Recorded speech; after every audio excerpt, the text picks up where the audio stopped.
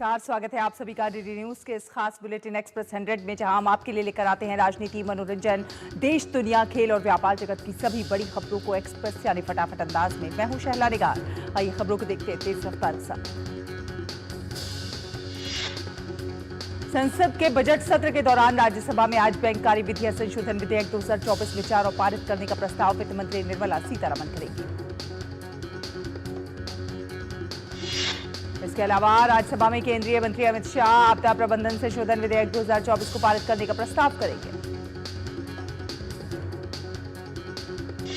इसके अलावा लोकसभा में आज बजट पर आगे की चर्चा होगी। दिल्ली विधानसभा में आज 2025-26 के लिए बजट पेश किया जाएगा। दिल्ली की मुख्यमंत्री और वित्त मंत्री रेखा गुप्ता अपना पहला बजट पेश करेंगी।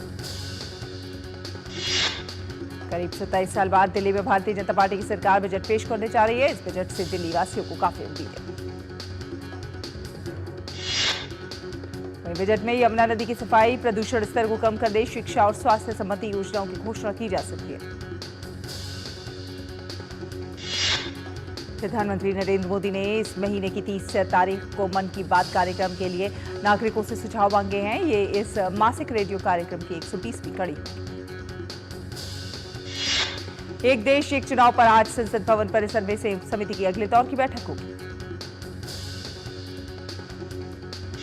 इस बैठक में एक देश एक चुनाव से जुड़े मामले में कानूनी विशेषज्ञों से उनके सुझाव लिए जाएंगे। पीपी चौधरी की अध्यक्षता वाली जेपीसी लगातार इस मुद्दे पर सभी हितधारकों से राय ले रही है। भारत ने संयुक्त राष्ट्र संघ में पाकिस्तान को एक बार फिर से लताड़ लगाई है। संयुक्त राष्ट्र में भारत के स्थायी प्रतिनिधि हरीश पी ने कहा कि पीओके पर पाकिस्तान का अवैध कब्जा है, जिसे उसे खाली करना होगा। भारत ने पाकिस्तान के जरिए इस अंतर्राष्ट्रीय मंच का निजी और विभाजनकारी एजेंडे के लिए इस्तेमाल करने की कोशिश की भी निंदा की। भारत ने कहा कि वो इस मंच का ध्यान भटकाने की कोशिश न करे। बिहार में अपराध नियंत्रण के लिए पुलिस पूरी तरह से एक्शन मोड में है। विभिन्न थाना क्षेत्रों में चलाए गए विशेष अभियान में पुलिस ने 72 घंटे के भीतर 969 अपराधियों, शराब तस्करों, वारंटियों को गिरफ्तार किया। बिहार पुलिस ने रिकॉर्ड गिरफ्तारी के साथ साथ हत्या और लूट के मामलों का भी खुलासा किया है। साथ ही इश्तेहार, कुर्की और साइबर अपराधियों के खिलाफ भी कार्रवाई की गई है। कर्नाटक में विपक्षी भारतीय जनता पार्टी ने सत्तारूढ़ कांग्रेस को चेतावनी दी कि अगर उसके 18 विधायकों का निलंबन वापस नहीं लिया गया तो हमारा संघर्ष और तेज होगा। भाजपा ने आरोप लगाया कि कांग्रेस भाजपा विधायकों के बिना सदन चलाने का इरादा रखती है। विपक्ष के नेता आर अशोक ने कहा कि उनकी पार्टी के विधायक संविधान को बनाए रखने के लिए लड़ाई लड़ रहे हैं। भाजपा सांसद दिनेश शर्मा ने कांग्रेस पर हमला बोलते हुए कहा कि कांग्रेस पार्टी आदिवासी जनजातियों का आरक्षण खत्म करना चाहती है। ऐसा उन्होंने कर्नाटक में करके दिखा दिया। दिनेश शर्मा ने कहा कि जब कांग्रेस केंद्र में सत्ता में नहीं है तब ये धमकी दे रहे हैं कि संविधान बदल देंगे। जब सत्ता में आएंगे तो ये संविधान को वास्तव में खत्म कर देंगे। उत्तर प्रदेश में बतौर मुख्यमंत्री योगी आदित्यनाथ के 8 वर्ष पूरे हो रहे हैं। इस मौके पर यूपी सरकार के मंत्री और भाजपा के पदाधिकारी आज से 27 मार्च तक हर जिले में जाकर जनता के साथ उत्सव मनाएंगे।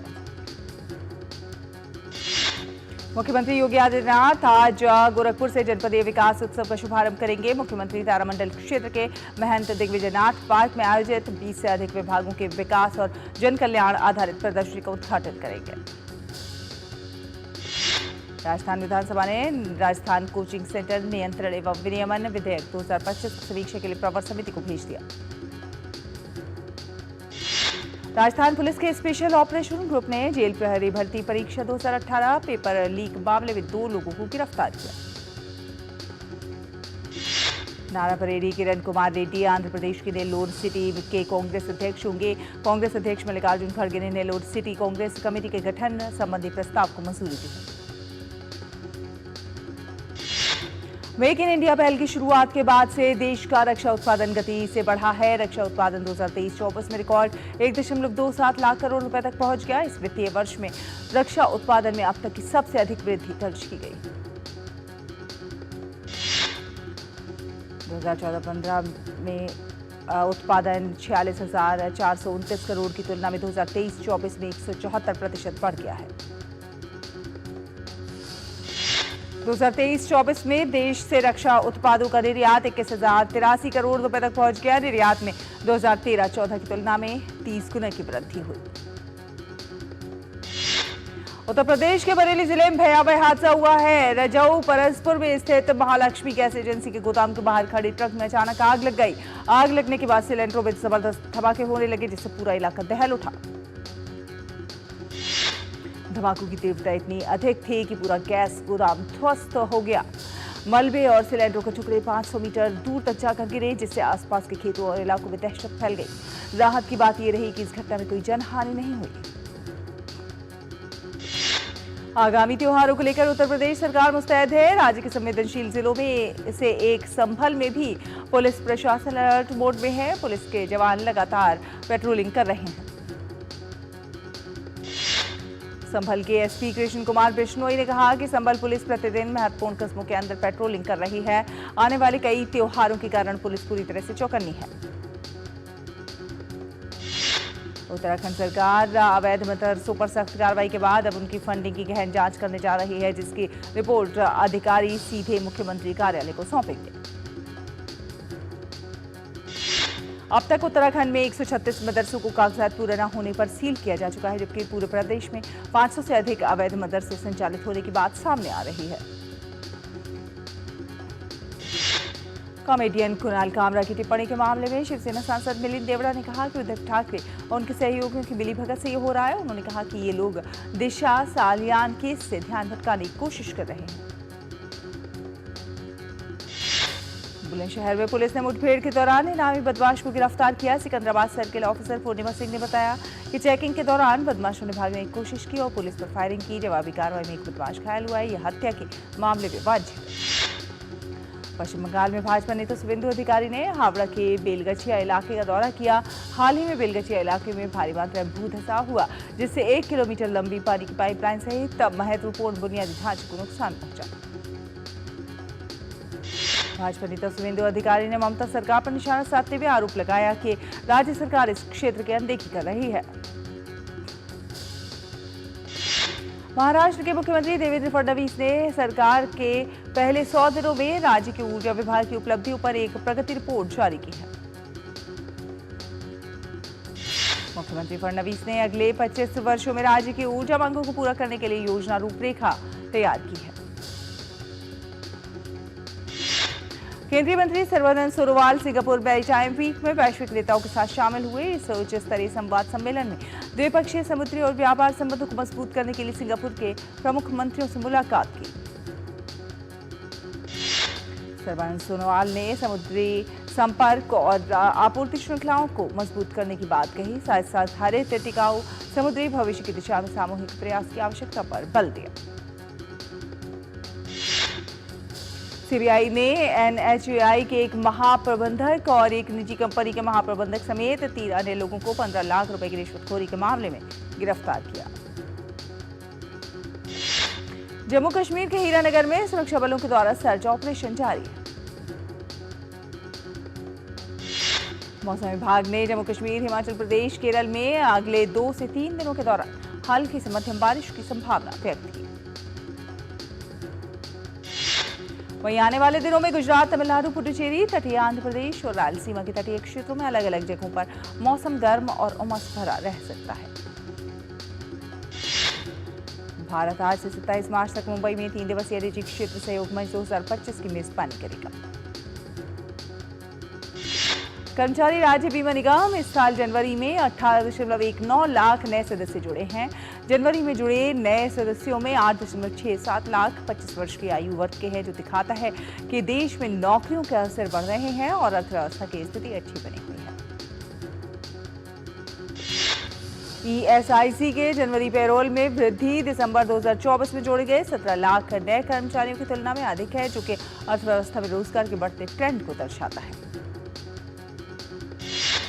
इस्पात मंत्रालय ने विशेष इस्पात के लिए पीएलआई योजना 1.1 के तहत समझौता ज्ञापनों पर हस्ताक्षर करके एक महत्वपूर्ण उपलब्धि हासिल की है। केंद्रीय इस्पात मंत्री एचडी ने कहा कि ये योजना पीएम मोदी के मेक इन इंडिया दृष्टिकोण को साकार करने की दिशा में महत्वपूर्ण कदम है।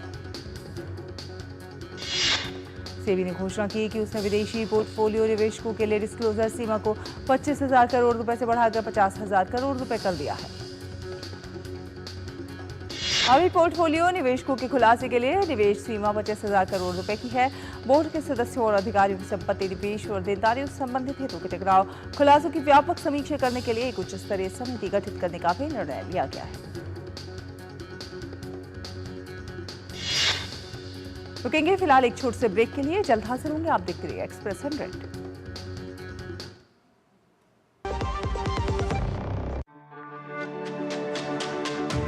मेरी पसंद, मेरी पसंद,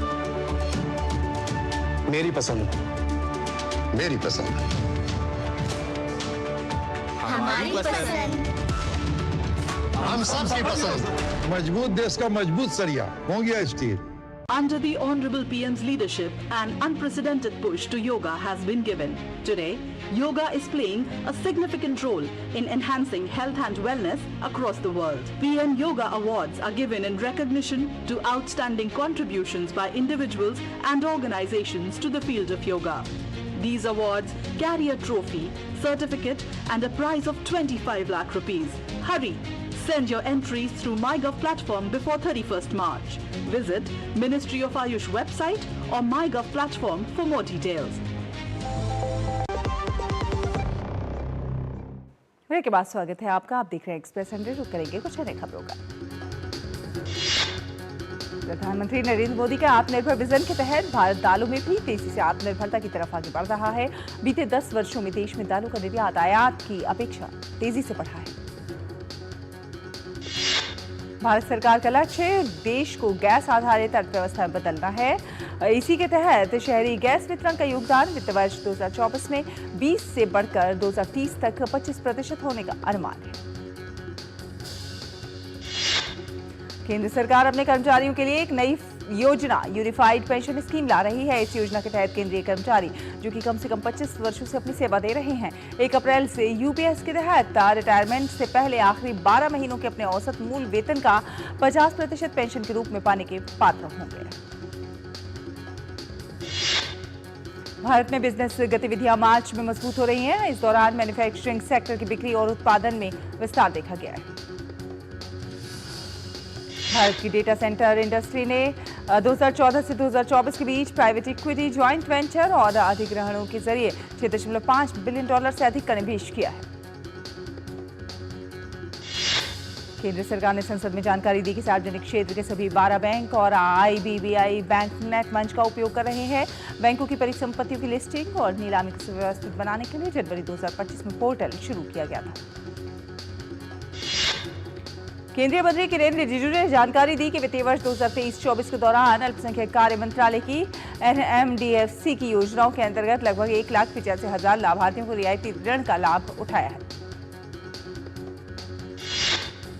इलेक्ट्रॉनिकी और सूचना प्रौद्योगिकी मंत्रालय 27 मार्च को बेंगलुरु में देश में सेमीकंडक्टर प्रणाली पर नैनो इलेक्ट्रॉनिकी रोड शो और सम्मेलन की मेजबानी करेगा। ये रोड शो नवाचार के साथ साथ आत्मनिर्भर भारत के निवेश को बढ़ावा देगा।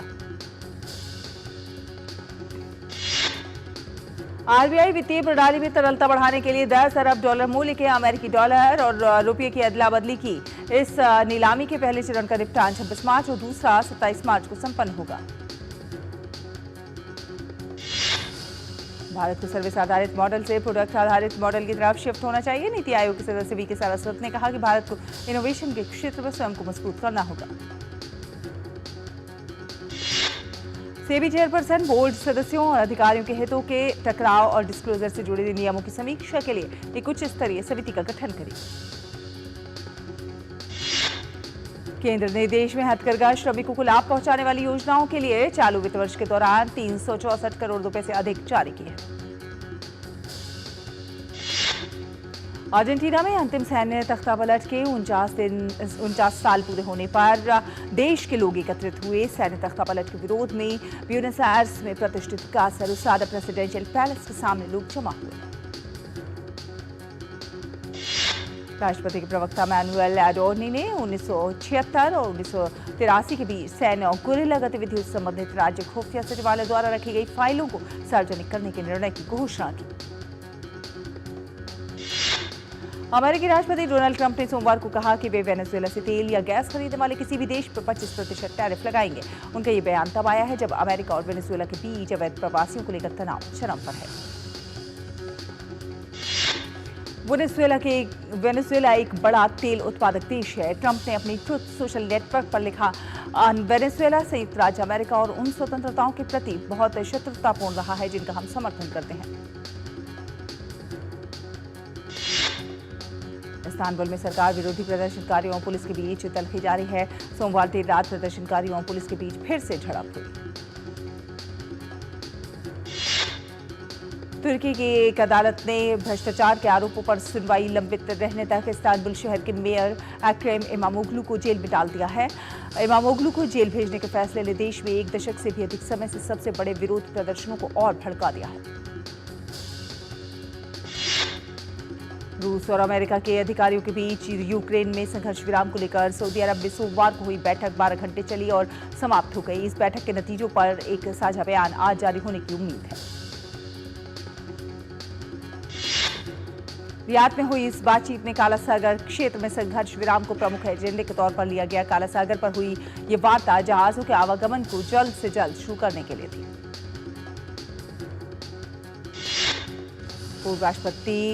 पूर्व अमेरिकी राष्ट्रपति डोनाल्ड ट्रंप इस 3 साल से चल रहे युद्ध को जल्द खत्म करने की कोशिश में हैं और उन्हें उम्मीद है कि ये बातचीत निर्णायक दिशा में आगे बढ़ेगी। हालांकि यूरोपीय देशों ने रूस के अधिकतम मांगों से पीछे हटने को लेकर संदेह जताया है। न्यूजीलैंड में सुबह भूकंप के झटके महसूस किए गए। यूनाइटेड स्टेट्स जियोलॉजिकल सर्वे ने जानकारी दी कि न्यूजीलैंड के रिवर्टन तट पर 7 तीव्रता का भूकंप आया। तुर्की में लगातार 6ठे दिन भी विरोध प्रदर्शन जारी है और प्रदर्शन कर रहे कई लोगों को हिरासत में लिया गया है। तुर्की के राष्ट्रपति एर्दोआन ने इस आंदोलन को हिंसा का आंदोलन बताया। एर्दोआन के मुख्य राजनीतिक प्रतिद्वंदी मेयर एक्रम इमामोग्लू को पिछले बुधवार को हिरासत में लिए जाने से तुर्की में 1 दशक से भी अधिक समय से सबसे बड़ा विरोध प्रदर्शन शुरू हो गया है।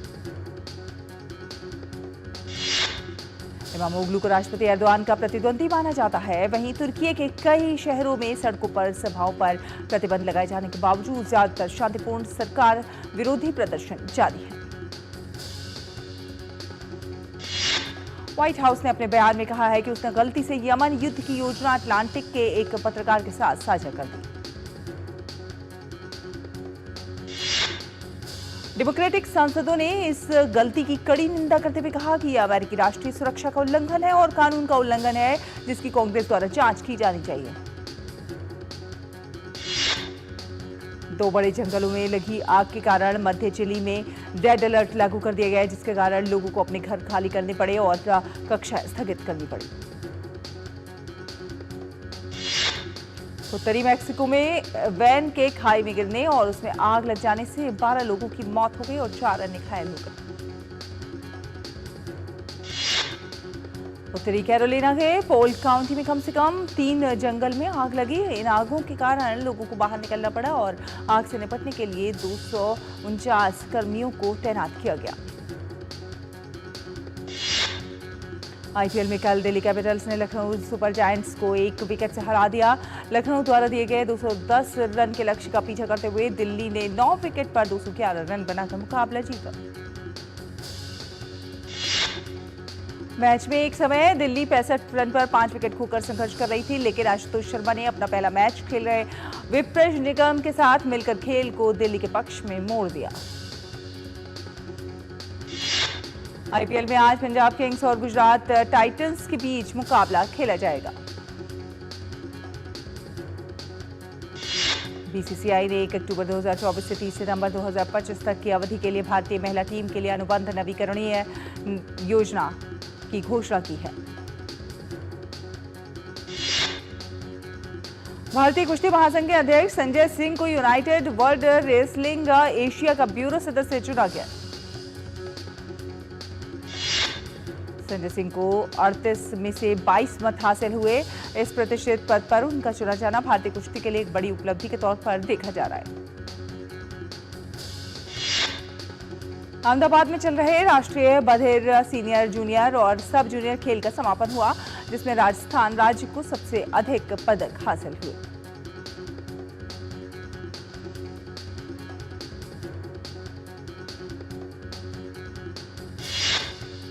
टेबल टेनिस में पश्चिम बंगाल राज्य श्रेष्ठ पर रहा। All India Sports Council of the Deaf द्वारा आयोजित प्रतियोगिता में कई सारे खिलाड़ियों ने भाग लिया और पदक हासिल किया। ग्लोबल इंडियन प्रवासी कबड्डी लीग ने दिल्ली में एक भव्य समारोह में अपनी चैंपियन ट्रॉफी का अनावरण किया। ये लीग 18 अप्रैल से गुरुग्राम में शुरू होगी। GIPKL के अध्यक्ष कंथेडी सुरेश ने कहा कि ये लीग कबड्डी को वैश्विक स्तर पर बढ़ावा देने के लिए महत्वपूर्ण कदम। फिल्म फुले 11 अप्रैल को सिनेमाघरों में रिलीज होगी। अजय देवगन की फिल्म रेड 2 1 मई को रिलीज होगी। Mufasa the Lion King OTT पर 26 मार्च को होगी स्ट्रीम। फिल्म कन्नप्पा 25 अप्रैल को सिनेमाघरों में देगी दस्तक। अक्षय कुमार, अनन्या पांडे और R माधवन की फिल्म केसरी चैप्टर 2 18 अप्रैल को रिलीज होगी।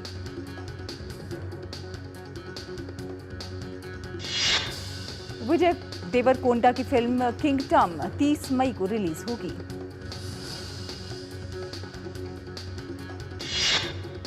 नितिन की आगामी फिल्म रॉबिन हुड 28 मार्च को रिलीज होने वाली है।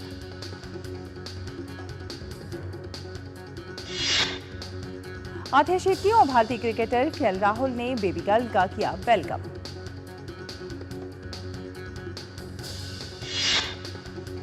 पुलकित सम्राट और इजाबेल कैफ की फिल्म सुस्वागतम शामदीद 16 मई को सिनेमाघरों में होगी रिलीज।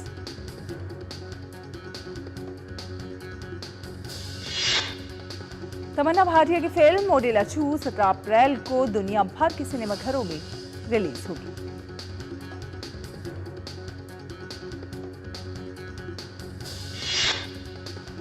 इसी के साथ एक्सप्रेस न्यूज में फिलहाल इतना ही। DD न्यूज पर खबरों का सफर लगातार जारी रहेगा। आप देखते रहिए DD न्यूज। नमस्कार।